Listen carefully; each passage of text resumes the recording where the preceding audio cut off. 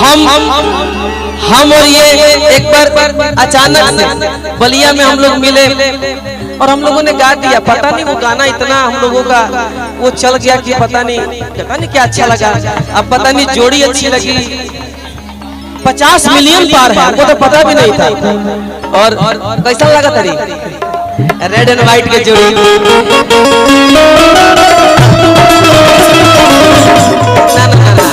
ये तो गाना गाइला कैसे बहुत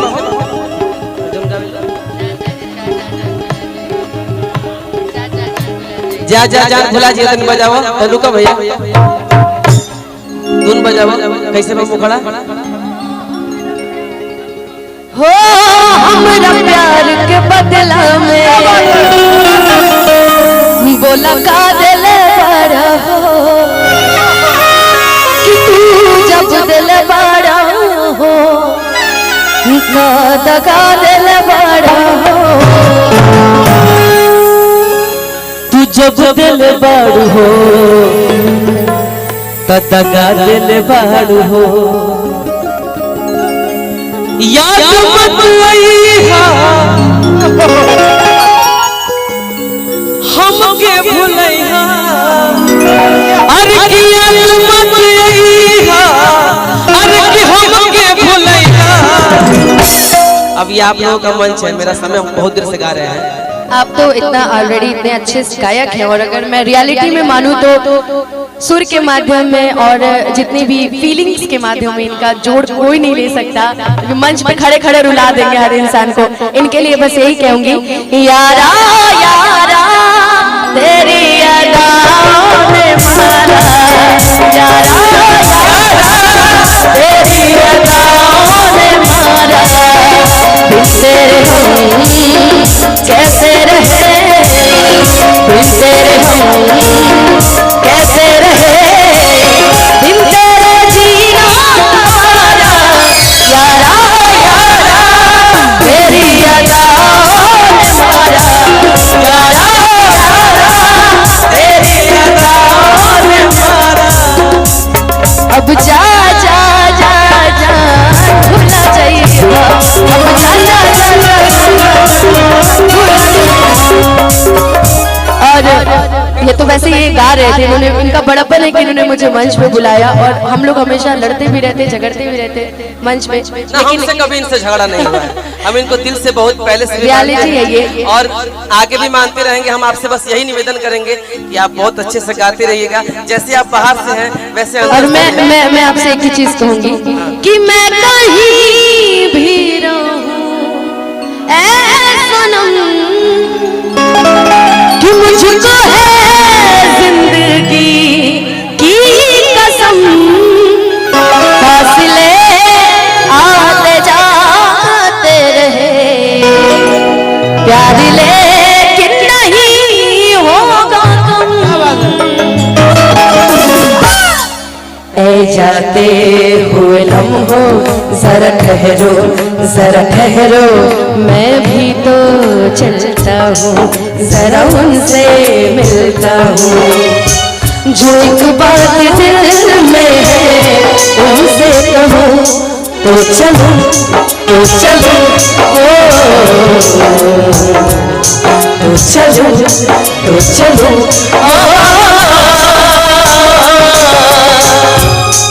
ऐ जाते हुए लम्हों जरा ठहरो मैं भी तो चलता हूँ जरा उनसे मिलता हूँ जो एक बात दिल में है उनसे कहो तो चलो मैं चलूं ना ना ना मैं चलूं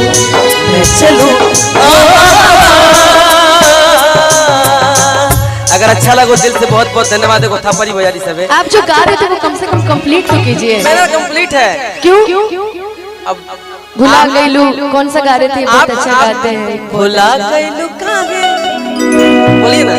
भुला गईलू काहे पहचानत नहीं खो जाता दुबई से। अच्छा लगेगा कि जाता बैठ चलो बच्चे बैठ चलो बड़ी दिन हो गई। प्यार है। देखिए कलाकार और हम लोग का जोड़ी पता नहीं पब्लिक को अच्छा लगता है और जो अच्छा लगता है उसको अच्छा देना चाहिए, बिल्कुल है ना। अब आ जाओ, आपकी तो पिक्चर भी आ रही है, हम लोग को कौन पूछता है पिक्चर के लिए भाई? अरे मैंने आपको बोला भी था और शायद भविष्य में आ भी जाए। हम आप थोड़ा सा हो गई हैं, हम थोड़ा सा हो गए हैं, खाते पीते घर से है ना? लेकिन मैं मोटा हो जाऊंगा। नहीं आप भी हो गए हैं। हो गए हैं हाँ मेरा कि पहले रहले काजू अखरोट हो गईले कि अब तक नहीं हो ना डोले सही मोट हो गईले। अरे किसे बसन तारा छोड़ के केरा लगलू खाए अतवारू भाई बो। क्या क्या क्या क्या अतवार क्या? सेब संतरा छोड़ के केरा लगलू खाए अतवारू भाई बो। अतवारू है, अच्छा अतवारू भाई बो एगो नाम ना कहल जाला, होला गांव में अतवारू नाम कहला, सोमारू कहल जाला, करियठा कहल जाला, भुवरा कहल जाला। अतवारू भाई बो लगलू पहिले से मोटाए अतवारू भाई। लेकिन हम लोगों में ये नहीं, हम लोगों में ये सूट करता है। आज काहे नजरिया चुरावा करू, आज काहे नजरिया चुरावा करू, रात दिलवा में कवनो छुपावा करू, रात दिलवा में कवनो छुपावा करू। आज हमारा के आपन तुमानत नहीं, आज हमारा के आपन तुमानत नहीं। देखिए आप किसी से प्यार करती हैं या ना करती हैं ये आपकी मर्जी, लेकिन ये मंच है, मैं भी किसी से प्यार करता हूँ, मैं उसी का हूँ, लेकिन जब तक मंच पे हूँ तब तक आपका हूँ। ये मंच का नियम है क्या भैया? गलती ना, मंच से गद्दारी ना मैंने आज तक किया है और ना मैं करूंगा। लेकिन अरे होखे तो भुला गइलू काहे पहचानत नहीं को, जाता वैसे जैसे जानत नहीं को, गइलू काहे पहचानत नहीं को, जाता वैसे जैसे जानत नहीं को, गइलू काहे पहचानत नहीं को, जाता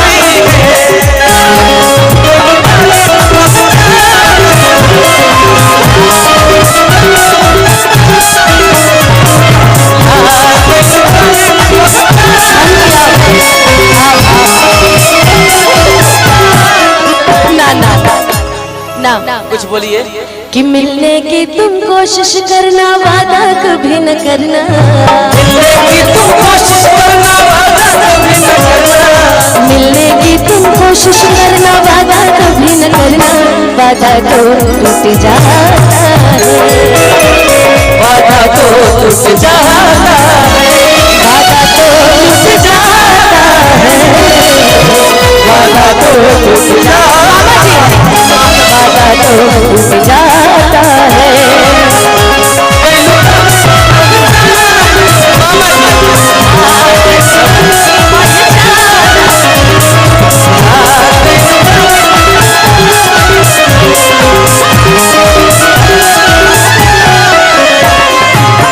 मामा जी की तरफ से पुरस्कार आया, दिल से बहुत बहुत धन्यवाद मामा जी। इसी तरह अपना आशीर्वाद प्यार देते रहिए। ये मिलता है ना कलाकारों को तो मनोबल और बढ़ जाता है। ये पैसा इसी से हम लोगों की घर की रोजी रोटी चलती है, मेरी चलती है। दुनिया के पता नहीं बहुत पैसे वाले हैं, खेत बेच के गायक बन जा रहे हैं, वो बात अलग है, लेकिन शायद तकरीबन लोगों की बनती होगी, होती होगी, लेकिन मेरी रोजी रोटी इसी से चलती है। आपकी स्ट्रगल तो ऑलरेडी किसी से छिपी नहीं है। अरे धन्यवाद, लेकिन मैं चाहूंगा इसमें कुछ बोलिए आप। मैं क्या बोलूं? कुछ अपना बोलिए ना। भुला गेलू ऐसे पहचानत नहीं को, कुछ बजाइए तो धुन उसके बाद। आज कहे अपना विशाल के अरे जग बड़ दिल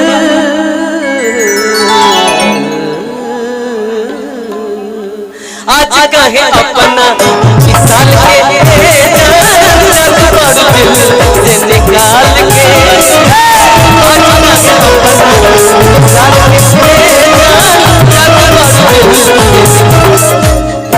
ऐसे काहे के मुहावा घुमावा तारू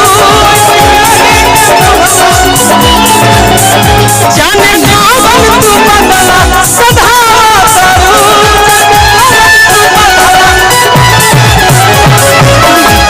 बिकुआ हमारा छोट भाई है, कहाँ बा? तानी उनका कार्यक्रम है कहीं। अच्छा कहीं है, दिल से उसको बहुत प्यार करते हैं, वही कलाकार है जो इज्जत करता है। वो भी आपकी बहुत इज्जत करता है। मैं दिल से मेरे तरफ से आई लव यू उनको बोलिएगा। बिल्कुल, मैं उनको आई लव यू ऑलरेडी बोल चुकी हूँ। अरे आपने बोलिए, मेरे तरफ से बोल दीजिएगा। आपकी तरफ से भी बोल दूंगी। अरे वाह वाह, खाली अभी भर इस मंच पर खाली को ही दो। देखिए प्यार से छूना किसे कहते हैं? खाली को ही दो हमार तो अरे अमानत नहीं। इतने प्यार से आपको कोई छुआ नहीं होगा। तो ठीक है, आप इतने अच्छे से मेरी तारीफ करें तो मैं भी बोल देती हूँ। वो कितना प्यारा तुझे रब ने बनाया, कितना सोना तुझे रब ने बनाया, जी कर दे कितना सोना तुझे रब ने बनाया, कितना सोना तुझे रब ने बनाया, जी कर दे तू है पागल तू है जोकर तू है दिलबर जाने, तू है पागल तू है जोकर तू है दिलबर जाने, सबसे प्यारा मेरा यारा राजा हिंदुस्तानी, तुझे रब ने बनाया, कितना सोना तुझे रब ने बनाया, जी करे रहता रहूं